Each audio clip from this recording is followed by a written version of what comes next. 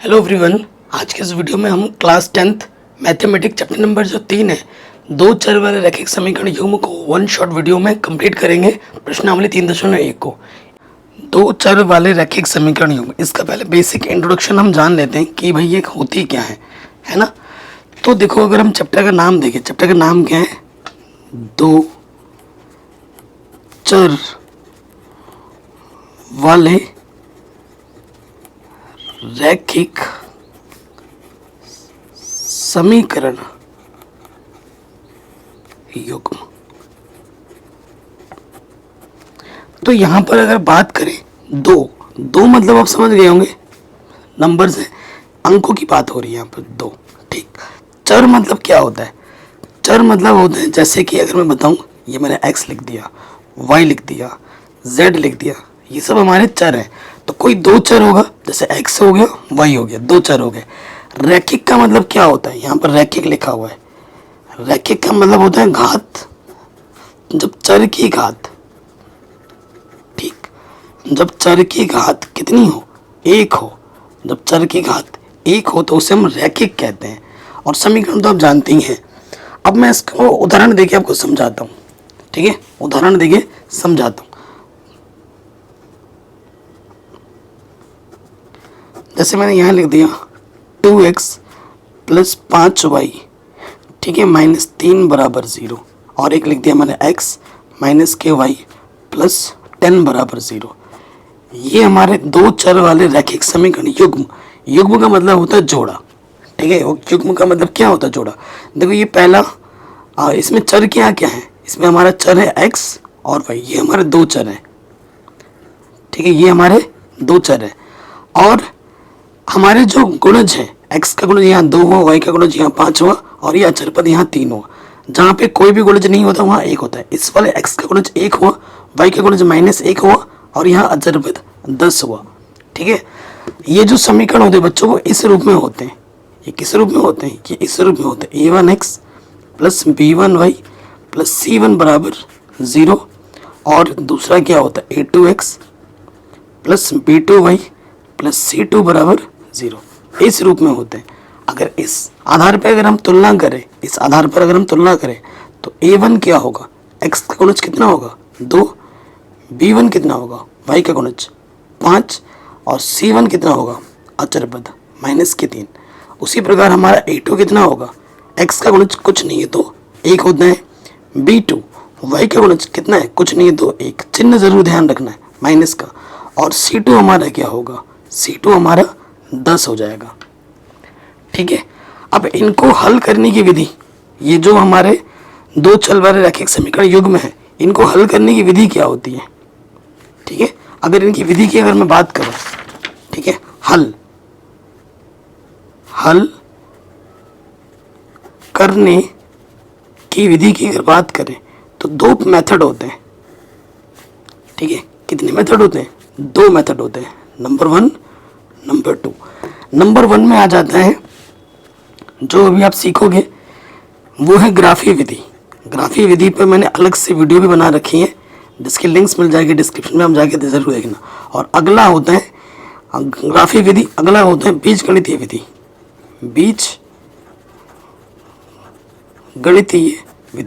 बीजगणितीय विधि आप प्रश्नावली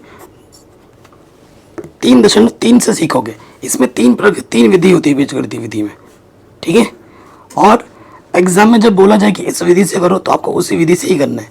पहली विधि आपकी होती है प्रतिस्थापन विधि। मैंने एक वीडियो बना रखी है जिसमें एक ही प्रश्न को तीनों विधि से हल करना सिखा रखा है।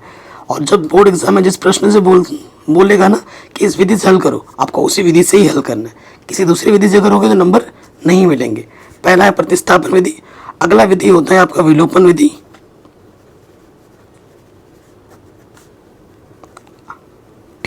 और नेक्स्ट आपका होता है वज्रगुण विधि। और इन तीनों में से एक विधि हर साल बोर्ड एग्जाम में आती ही आती है, चाहे वो 2 नंबर में है या 5 नंबर में है, ठीक है? इतना अगर आप जान गए तो सब कुछ हो गया। देखिए, अब प्रश्नावली 3.1 में जो हम सीखेंगे वो सीखेंगे ग्राफी विधि। ग्राफी विधि से हल करना वो प्रश्नावली 3.2 में सीखोगे, लेकिन ग्राफ खींचना वो सीखोगे आप इस प्रश्नावली 3.1 में। ठीक है, तो बिना किसी देरी के आ जाते हैं। और आपको पता है ग्राफ पर आधारित एक प्रश्न बोर्ड एग्जाम में 5 नंबर में हर साल आता ही आता है, हर साल आता है। ये जो अच्छा, ये तीन प्रश्नों को हमें करना है। प्रश्नावली 3.1 कक्षा 10 गणित क्या बोल रहा है? आफताब अपनी पुत्री से कहता है 7 वर्ष पूर्व मैं तुमसे 7 गुनी आयु का था, अब से 3 वर्ष बाद मैं तुमसे केवल 3 गुनी आयु का रह जाऊंगा। क्या ये मनोरंजक है? इस स्थिति को बीजगणितीय एवं ग्राफीय रूप में व्यक्त कीजिए। बीजगणित का मतलब होता है समीकरण। आपको समीकरण बनाना है और इसको फिर हल भी करना है। ठीक है, चलिए तो सबसे पहले प्रश्न में आ जाते हैं। हमारे पास क्या है भाई? 2 लोग हैं ना, हमारे पास एक तो आफताब है और उसकी बेटी है। क्वेश्चन नंबर 1 तो हम मान लेते हैं, माना आफताब की वर्तमान आयु जो है वो हमने मान ली x वर्ष। वो हमने क्या मान ली? x वर्ष। तथा पुत्री की आयु, ठीक है, हमने क्या मान लिया? पुत्री की आयु, उसे मैंने मान लिया y वर्ष। उसे क्या मान लिया? y वर्ष। कोई दिक्कत, कोई परेशानी यहाँ तक नहीं होगी। अब हम आ जाएंगे प्रथम शर्तानुसार। प्रथम शर्त के अनुसार, प्रथम शर्त में ये बोला गया है 7 वर्ष पूर्व। आफताब अपनी बेटी से क्या कहता है? 7 वर्ष पूर्व। 7 वर्ष पूर्व, देखो 7 वर्ष पूर्व आफताब की आयु कितनी होगी वो निकाल लेते हैं और बेटी की आयु भी निकाल लेते हैं। 7 वर्ष पूर्व आफताब की आयु, पूर्व मतलब पहले, आफताब की आयु। अगर मान लो मेरी आयु अभी 10 वर्ष है तो 7 साल पहले कितनी होगी? 7 घटा देंगे ना, 3 हो जाएगी। अभी आफताब की आयु x है तो 7 वर्ष पहले कितनी होगी? 7 घटा देंगे। और 7 वर्ष पूर्व पुत्री की आयु क्या होगी? अभी y है तो क्या करोगे? y में से 7 घटा दोगे। ठीक है, y में से 7 घटा दोगे। तो आफताब अपनी बेटी से क्या कहता है कि 7 वर्ष पूर्व मैं तुमसे 7 गुनी आयु का था। कितने गुनी का था? 7 गुना था वो अपनी बेटी से। तो देखो बड़ा वाला बाप इधर हो गया, x - 7, ये बाप है और ये बेटी है। कितना गुना है बाप? 7 गुना। तो आपको क्या करना है? छोटे वाले में 7 से गुना करना है, बीच में बराबर लगा देना है। देखो कैसे, आप जानते हैं एक तरफ 7 है एक तरफ 1 है, ये 7 गुना है। तो छोटे वाले में जैसे ही मैं 7 से गुणा करूँगा तो इधर भी 7 हो जाएगा, इधर भी 7 हो जाएगा, बीच में बराबर लग जाएगा। तो हमेशा जो जितना गुणा होता है ना छोटे वाले में, उतना गुणा करने से बीच में हम बराबर लगा सकते हैं। ठीक है, अब हमें हल करना है। x माइनस के साथ 7 से अंदर गुणा कर दोगे, ये हो जाएगा 7y 7 7 49।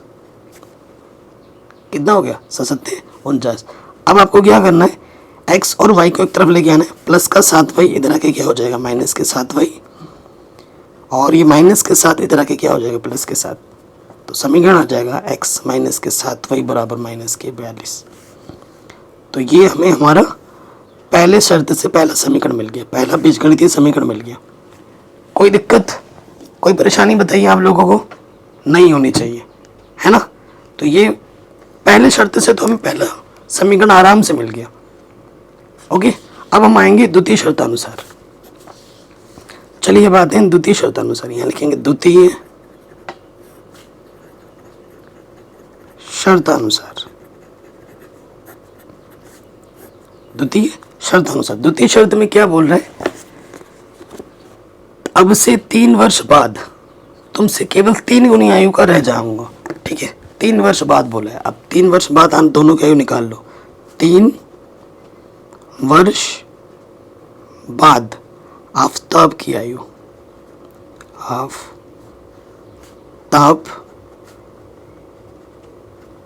की आयु। अभी देखो भाई, बाद मतलब बाद में, जैसे अभी मेरी आयु 10 वर्ष है तो 2 वर्ष बाद कितनी होगी? 12 होगी, 2 जोड़ दोगे।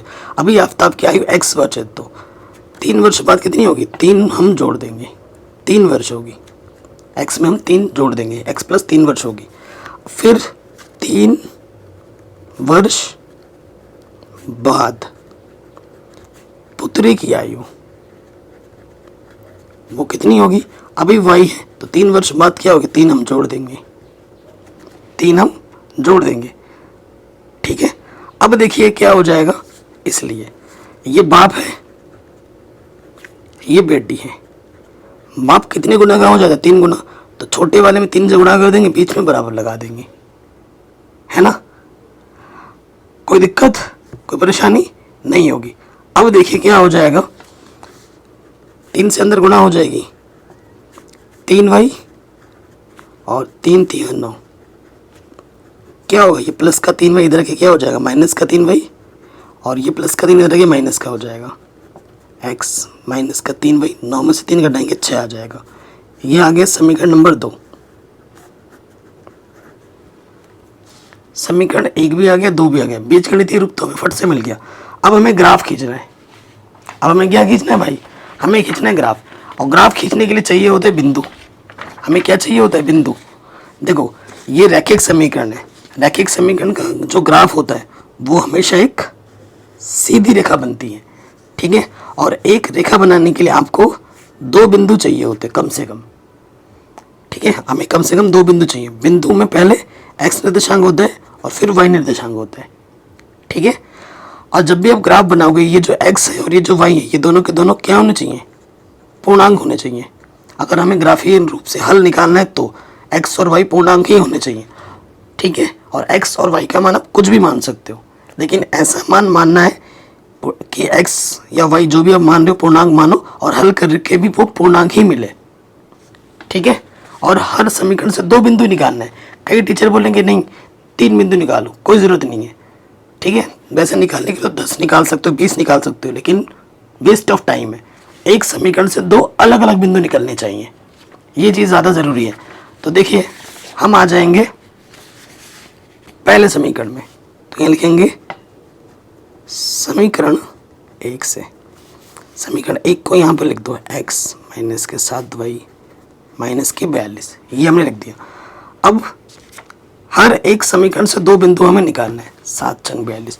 तो मैं क्या करता हूँ, x का मान मैंने 0 मान लिया, माना x बराबर 0। कुछ भी मान सकते हो आप, ठीक है, कुछ भी मान सकते हो। तो रखो x की जगह पे 0।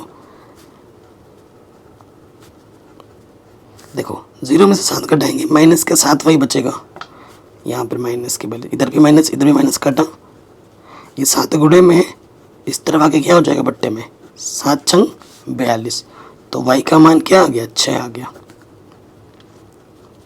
अतः बिंदु, जो पहली बिंदु आ जाएगी पहले समीकरण से, p बिंदु, आपने पहले x होता है, आपने x 0 माना था और आपको y 6 मिला है। ठीक, और एक बिंदु हमें इसी समीकरण से निकालना है, लेकिन इसी समीकरण में मैं x दोबारा 0 नहीं मान सकता और y का मान दोबारा 6 नहीं मान सकता। ठीक है, अलग अलग 2 बिंदु होने चाहिए। x का मान मैंने 0 मान लिया। अब y पे आ जाओ। ठीक है, y पे मान लेते हैं, माना, कुछ भी मान सकते हैं, y का मान माना। y बराबर मैंने 5 मान लिया। ठीक है, y बराबर मैंने 5 मान लिया। तो रखो y की जगह पर 5, प्लस का 5 माना, अब माइनस की भी मान सकते हो, लेकिन ऐसा मान मानना जो ग्राफ पेपर में भी आ जाए। ठीक है, इस हिसाब से मानना होता है। तो देखो 7 पंजे 35, इधर है माइनस के 42। तो माइनस के 35 इधर आके क्या हो जाएगा, प्लस के 35। ठीक है, तो x का मान क्या आ गया, 42 में से 35 घटाओगे 7 बचेगा, चिन्ह बड़े वाले का लगाते हैं, माइनस के 7 आ जाएगा।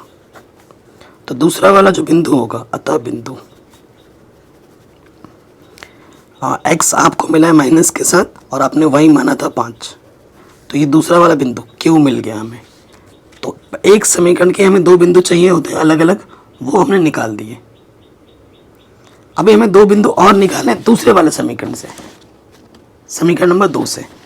पहले वाले समीकरण से हमने 2 बिंदु निकाल दिए। अब आ जाएंगे दूसरे वाले समीकरण में, यहाँ लिखेंगे समीकरण 2 से। समीकरण 2 के हैं, x माइनस 3y, ये तो बहुत ही आसान है भाई, x माइनस 3y बराबर 6।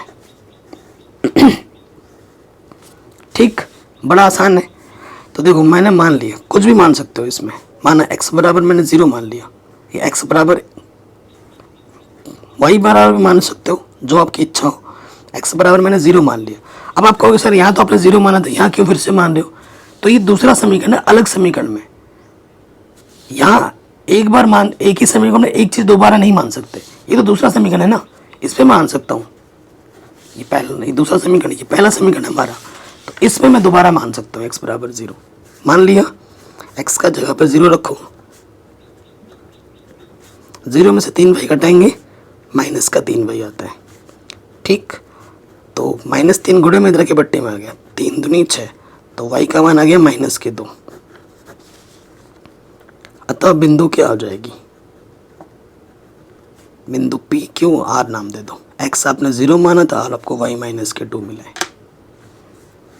अब और एक बिंदु निकालो।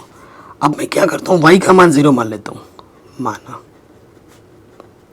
देखो जो भी मैं मान रहा हूँ, पूर्णांक मान रहा हूँ, और मुझे मिल भी रहा है पूर्णांक। और ये चीज़ जितना प्रैक्टिस करोगे उतना आपका दिमाग खुलेगा। y की जगह पे 0 रखो, तो ये हो जाएगा x, y की जगह पे 0 रख दिया, इधर है 6। x में से 3 गुणा 0 0 होता है, किसी भी संख्या में से 0 घटाओ वही संख्या आ जाती है। x का मान 6 आ गया। अतः बिंदु क्या हो जाएगा? अतः बिंदु P Q S नाम दे दो। x आपने 6 मिला और y आपने 0 माना था। तो दो समीकरण से दो अलग अलग बिंदु हमने निकाल लिए हैं। अब हमें क्या करना है, इन बिंदुओं को ग्राफ पेपर में दिखाना है। ये मेरे सामने ग्राफ पेपर आ चुका है, ग्राफ पेपर मैंने ले लिया। देखो डिजिटल बोर्ड में मैं नहीं पढ़ा सकता था, इस चीज़ को नहीं बता सकता था, इसीलिए मैंने इसको कॉपी में समझाना उचित समझा। तो देखो ग्राफ बनाना आपने कक्षा 9 में भी सीखा होगा आपने। ठीक, देखिए इधर क्या होता है, x अक्ष, इधर x का मान प्लस में होता है, इधर x का मान माइनस में। ये हमारा केंद्र होता है जिसके निर्देशांक 0,0 होता है। ऊपर y का मान प्लस में, नीचे y का मान माइनस में होता है। ठीक, उसके बाद देखो समान दूरी पे ले रहे हैं, ये इसको मैंने 1 ले लिया, ये 2, ये 3, 4, 5, 6। अब इसको 1 सेंटीमीटर पे लिया तो इसको भी एक ही पे रखोगे, 1 2 3 4 5 6। इधर x का मान माइनस होता है, -1 -2। और ये अगर नहीं लिखोगे तो नंबर नहीं मिलेंगे, ये ध्यान रखना। मैं ऐसे नहीं लिख रहा हूँ शो ऑफ में, लिख ज़रूरी है तभी लिख रहा हूँ। ठीक, तो पहले वाले बिंदु पे आ जाओ, पहले वाले समीकरण के। x पे 0 जाना है, y पे 6 जाना है। देखो x पे 0 बोले या y पे 0 बोले, ये हो x पे 0 और y पे 6 जाना है, इसी सीध में प्लस में, ये 6। ये हमारा पहला बिंदु आ गया P। उसके बाद अगला जो बिंदु है वो क्या है, x पे जाना है माइनस के साथ। अरे भाई माइनस के साथ तो इसमें है ही नहीं। देखो 5 यहाँ होगा, 6 यहाँ हो जाएगा, यहाँ पर आगे देखो यहाँ पर -6, यहाँ पर आ जाएगा माइनस के साथ। तो ये बिंदु आ जाएगा माइनस के साथ, x पे जाना है। थोड़ा सा इधर लेना चाहिए था, देखो ये लाइन जो हमने यहाँ खींची ना, वो मुझे यहाँ कहीं खींचना चाहिए था तो जगह आ जाता। तो ये चीज़ों का ध्यान रखना है आपको। x में जाना है माइनस के साथ, x पे -7 जाना है, और y पे जाना है 5 प्लस के। इसी के सीध में जाओ, 1 2 3 4 5, यहाँ पे बिंदु आ जाएगा P Q। ठीक है, दो बिंदु मिल गए। ये जो बिंदु है हमारा वो है -7,5, और ये जो P बिंदु है वो है 0,6। अब हमें क्या करना है, इन दोनों बिंदुओं को मिलाती हुई, इसको और इसको मिलाती हुई हम रेखा खींच देंगे। खींच दिया, और जो समीकरण है पहला वाला वो यहाँ पे लिख देना है, x -7y बराबर -42। देखो ये जो भी चीज़ हमने की है पेन से की है, लेकिन आपको पेपर में बोर्ड एग्ज़ाम में पेंसिल से करना है, क्योंकि मैंने पेन से इसलिए किया है ताकि आपको डार्क दिखे, और कोई कारण नहीं है। अगर आप पेन से करोगे एग्ज़ाम में तो नंबर कटेंगे, नंबर मिलेंगे नहीं, हो सकता 0 नंबर मिल जाए।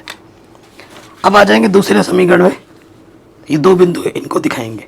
पहला बिंदु है x पे 0 y पे -2, ये x पे 0 y पे -2, इसी के सीध में यहाँ पे आ जाओ। ये बिंदु है R। एश बिंदु क्या है, x पे 6 जाना है प्लस का, 6 गए, और y पे 0, y पे जाना ही नहीं है, यहीं पे रुक जाना है एश। अब इन दोनों बिंदुओं को मिलाती हुई रेखा खींच दो, लाइन खींच दो। ठीक, और इस समीकरण को भी लिख देंगे। इस दूसरा वाला समीकरण क्या है, x माइनस का 3y बराबर 6। कोई डाउट या कोई दिक्कत नहीं होनी चाहिए। तो ये क्वेश्चन भी हमारा आराम से बन गया। कहीं पे भी डाउट हो दोबारा देखें। अगले प्रश्न पे हम आते हैं। क्रिकेट टीम के एक कोच ने 3,900 में 3 बल्ले और 6 गेंदें खरीदी। बाद में उसने एक और बल्ला और उसी प्रकार की 3 गेंदें 1,300 रुपये में खरीदी। इस स्थिति को बीजगणितीय और ज्यामितीय रूप में व्यक्त कीजिए। ठीक है, तो गेंद और बल्ले की बात हो रही है। ठीक है, तो मान लेते हैं, माना क्वेश्चन नंबर ये हमारा दूसरा है। ठीक, तो हम मान लेते हैं, माना एक बल्ले की कीमत या मूल्य कितनी है, x रुपए है। ठीक है, तथा एक गेंद की कीमत या मूल्य जो लिखना चाहो कीमत, वो हमने y रुपए मान ली।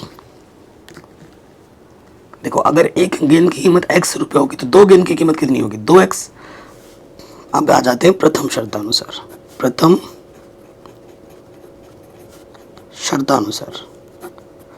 प्रथम शर्त में ये बोला गया है कि 3 बल्ले और 6 गेंद, 3 बल्ले और 6 गेंद, 3 बल्ले और 6 गेंद का जो कुल मूल्य है वो है 3900, 3,900 रुपये। तो देखो, एक बल्ले की कीमत x रुपये, 3 बल्ले की कीमत कितनी होगी, 3x, और एक गेंद की कीमत y रुपये, तो 6 गेंद की कीमत क्या होगी, 6y। गेंद और बल्ले की जो कुल कीमत है वो 3,900 है। यहाँ से 3 उभयनिष्ठ है, निकालो 3 उभयनिष्ठ, 3 बाहर आ गया, 3 दूनी 6, 3 गुणे में इधर के पट्टी में आ जाएगा, 3 से काटोगे, 3 कम 3, 3 3 9, पीछे से 2 0, तो ये आ जाएगा x प्लस के 2y 1,300। ये हमें हमारा पहला समीकरण मिल जाएगा पहले शर्त से। अब देखो, चलो ये जो यहाँ तक रहने देते हैं। अब आते हैं द्वितीय शर्तानुसार। ठीक है, अब आते हैं द्वितीय शर्तानुसार।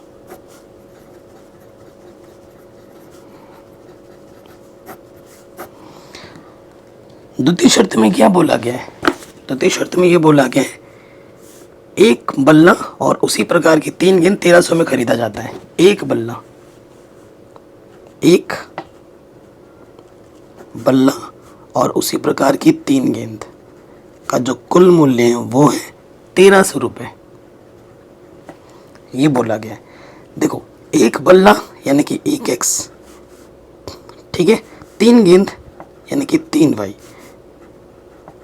कुल मूल्य कितना है, 1,300 रुपये। तो ये हमारा दूसरा समीकरण बन गया दूसरी शर्त से।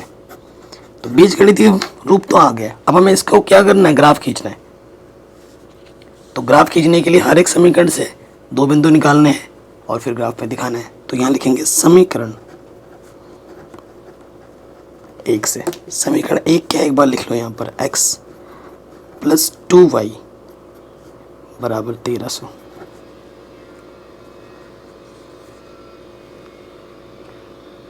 ठीक, 3 बल्ले, ठीक है,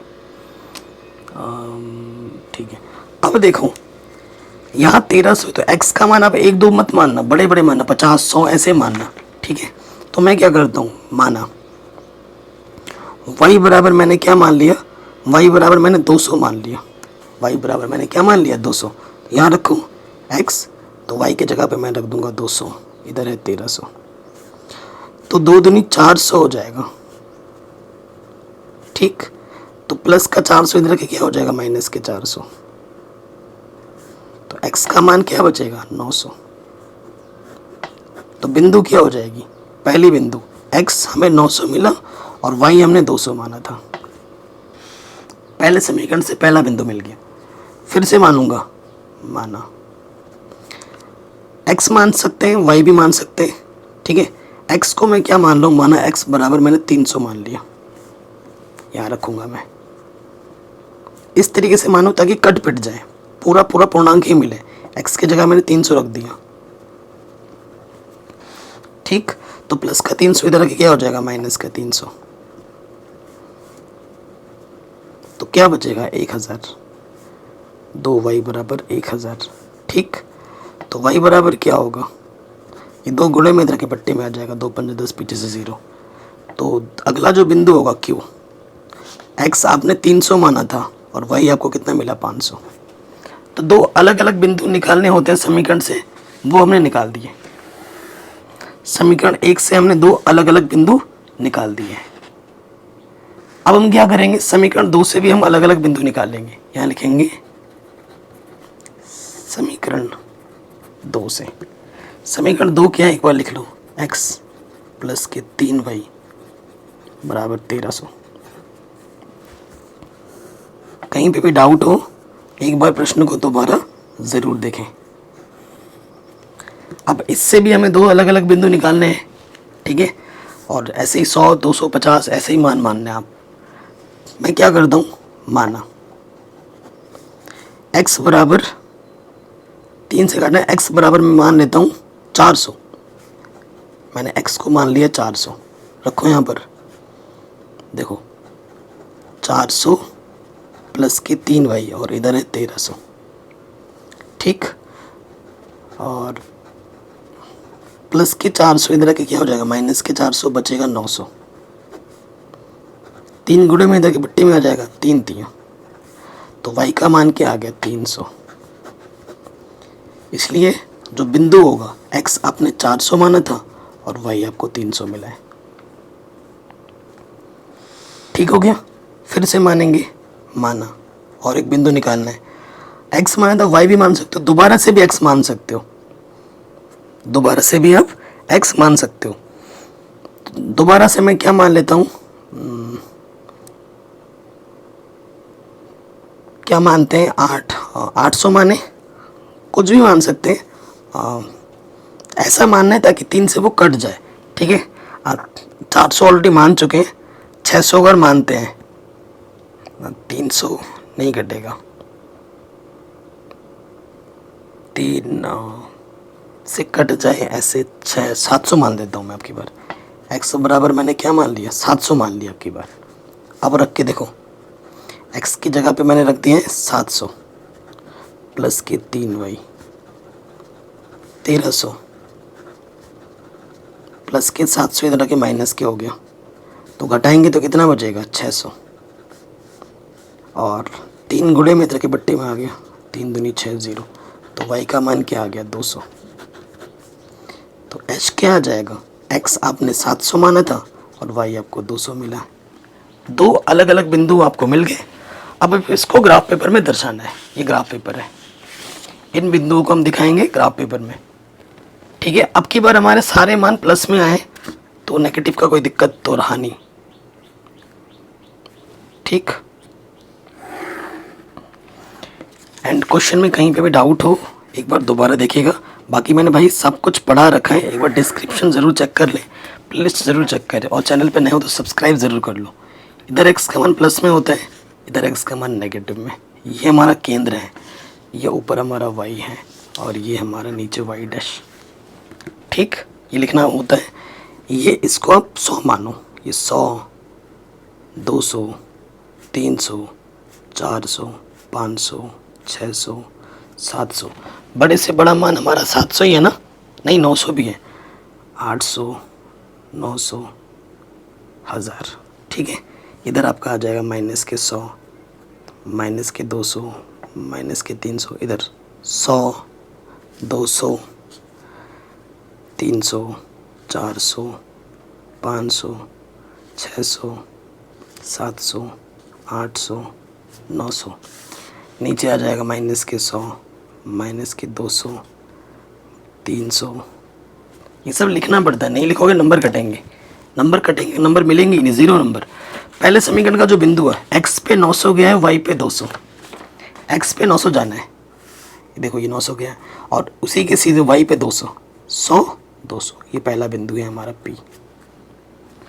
अगला बिंदु जो Q है वो x पे 300 जाना है, y पे 500, x पे 300 गए और y पे 500 जाना है, 2 3 4 5, ये Q 300, 500। अब हमें क्या करना है, इन दोनों बिंदुओं को मिलाते हुए क्या खींचनी है, रेखा खींच देनी है। खींच दिया और समीकरण का नाम लिख देना। समीकरण का नाम क्या था, x प्लस 3y बराबर 1300, ये लिख दिया। अब आ जाओ अगले वाले पे। पहला बिंदु क्या है, x पे 400 जाना है, y पे 300, x पे 400 जाओ, 400 गए और इसी के सीध में 300 जाना है, 1 2 3, ये बिंदु हमारा है R। ठीक, उसके बाद x पे 700 जाना है, y पे 200, x पे 700 700 और इसी के सीध में ऊपर जाना है 200, 1 2, यहाँ पर ये बिंदु है S। अब इन दोनों बिंदुओं को मिलाते हुए क्या खींचनी है, रेखा खींच देनी है।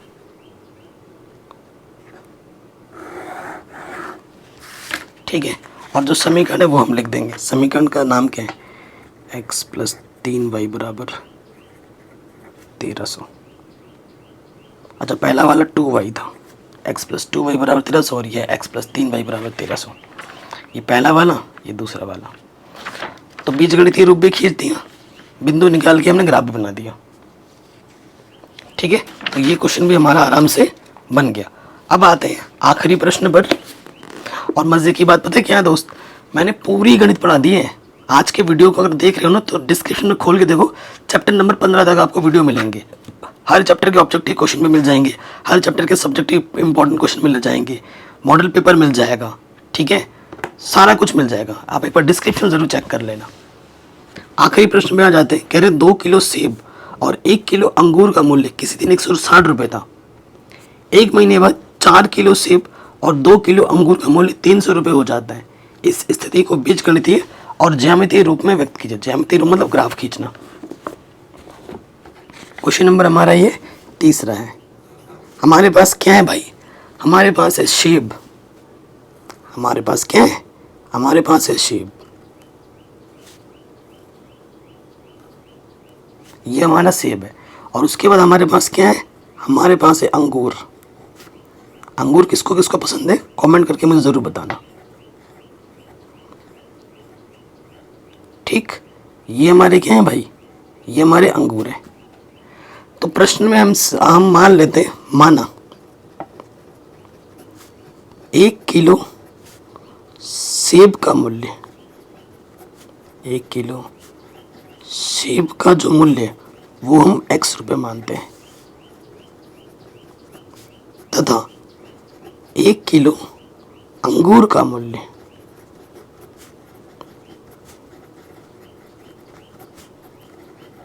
वो हम y रुपये मानते हैं। ठीक, फिर आ जाओ प्रथम शर्तानुसार।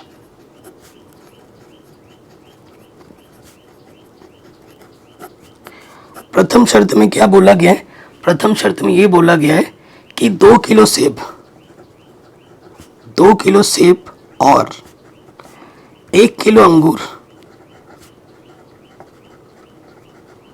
का जो कुल मूल्य है, कुल प्लस जो मूल्य है वो कितना है भाई, वो है 160 रुपये।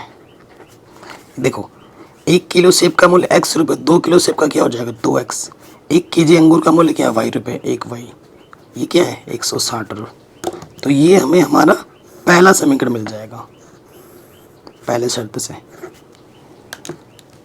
ठीक, अब आते हैं द्वितीय शर्तानुसार। द्वितीय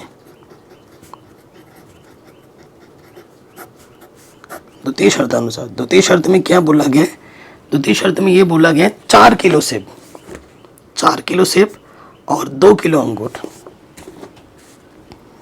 यहाँ लिख देता हूँ, 4 किलो सेब और 2 किलो अंगूर, जो मूल्य है वो 300 रुपये है। ठीक है, तो देखो 4 किलो सेब यानी कि 4x और 2 किलो अंगूर यानी कि 2y, 300। तो यहाँ से 2 का भागा कम से कम जाएगा, 2 बनिस्ट है, 2 दूनी 4, 2 बाहर आ गया, 2 एक कम 2, ये 2 गुणे में इधर की पट्टी में आ जाएगा, भाग दोगे, 2 एक कम 2, 1 बचा 10 हो गया, 2 पंजे 10, पीछे से 0। तो ये समीकरण आ जाएगा 2x + y बराबर 150। ये हमें समीकरण नंबर दूसरा मिल गया। 2 समीकरण हमें मिल चुके हैं। अब इन दोनों समीकरणों को हल करना है और हमें 2 अलग अलग बिंदु निकालने हैं। बीजगणितीय रूप तो आ गया, ठीक है। अब हमें बिंदु निकालना है। तो सबसे पहले आ जाऊं समीकरण 1 से। देखो जो समीकरण 1 है उसको हम लिख देंगे। समीकरण 1 क्या है? 2x + y बराबर 160। देखो अब 160 आ चुका है तो x और y के मान 10, 20, 30 ऐसे मानने हैं, माइनस के 10 ऐसे मानने हैं, माइनस के 20 इस तरीके से, ठीक है। तो मैं क्या करता हूँ, माना मैंने y मान लिया, मैंने y मान लिया 60। तो रखो यहाँ पर 2x, y की जगह पे रख दूंगा मैं 60, ठीक। तो क्या हो जाएगा 2x, ये प्लस के 60 इधर के क्या हो जाएगा, अरे यार बराबर प्लस के 60 इधर के माइनस के 60 हो जाएगा। तो 2x 160 में से 60 घटाओगे तो बचेगा 100, 2 गुणे में इधर के बट्टे में आ जाएगा। देखो 2 से काटोगे तो बट्टी में आ जाएगा ना, 2 पंजे 10, 0। तो x का मान आ जाएगा 50। तो जो पहला बिंदु x आपको 50 मिला और y आपने 60 माना था, ठीक। कोई डाउट हो या दिक्कत हो तो प्रश्न को दोबारा देखें। y माना, अब की बार मैं फिर से क्या मानता हूँ, दोबारा माना। x भी मान सकते, ठीक है, x भी मान सकते। मैंने x मान लिया 50, x 50 मैं ऑलरेडी मान चुका हूँ, तो x 50 नहीं मान सकते, x 60 मान लिया। 60 मान लिया तो यहाँ पर रखो, x की जगह पे 60 रख दिया, ठीक। और यहाँ 160, 60 दूनी 120, ठीक। तो प्लस का 120 इधर के क्या हो जाएगा, माइनस के 120। तो y का मान क्या आ गया, 40। तो बिंदु क्या हो जाएगा, एच बिंदु। x आपने 60 माना था, y आपको 40 मिला। तो इस समीकरण से 2 अलग अलग बिंदु हमने निकाल दिए, कोई दिक्कत नहीं होगी, है कि नहीं। अब आते हैं समीकरण 2 से भी ऐसे 2 बिंदु निकालेंगे। समीकरण 2 से क्या है, समीकरण नंबर 2, समीकरण नंबर 2 ये है 2x + y बराबर 150, ठीक। ये है समीकरण नंबर 2। यहाँ से भी 2 बिंदु निकालो। तो माना, क्या मानते हैं, x बराबर मान लो या y बराबर मान लो, जो आपको सही लगे। मैंने y बराबर मान लिया 50, y का मान 50 माना, तो y की जगह पे 50 रख दो। प्लस का 50 इधर के माइनस का 50 हो जाएगा, 150 में से 50 घटाओगे 100 हो जाएगा। ये 2 गुणे में इधर के बट्टे में आ गए, 2 पंजे। तो x का मान भी कितना आ गया, 50। आपने y 50 माना था, x भी 50 मिल गया। P Q R बिंदु, x आपको 50 मिला है और आपने y 50 माना था, ठीक है। कोई दिक्कत तो नहीं है। ये आपको पहला बिंदु मिल गया। दोबारा मानते हैं, माना y मानते हैं, y ऑलरेडी मान चुके हैं, x भी मान सकते हो। x की बार 50 मत मानना क्योंकि ऑलरेडी मान आ चुका है। तो x की जगह कुछ और मान लेते हैं, 60 मान लेते हैं। x बराबर मैंने 60 मान लिया, रखो यहाँ पर। आप कहोगे सर x तो यहाँ पे भी 60 माना था, तो ये अलग समीकरण है, ये अलग समीकरण है, ठीक है। एक ही समीकरण में एक चीज़ दोबारा नहीं मान सकते, ठीक। x का मान 60 रखो यहाँ पर, तो 60 दूनी 120। तो प्लस का 120 इधर के क्या हो जाएगा, माइनस का। तो 150 में 120 घटाएंगे, क्या आ जाएगा 30। तो एच जो बिंदु आ जाएगा, x आपने 60 माना और y आपको 30 मिला, ठीक। बिंदु आ चुकी है। अब हमें इसको ग्राफ पेपर में दिखाना है। सारे बिंदु हमारे प्लस में ही है, कोई दिक्कत वाली बात नहीं है। देखिए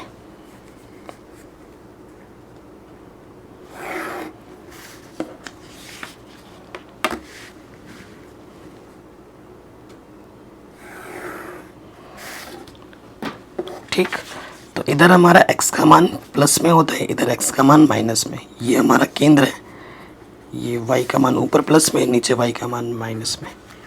ठीक, ये आप जानते हैं। उसके बाद 10 मान लेते हैं, 10, 20, 30, 40, 50, 60, 70, माइनस के 10, माइनस के 20,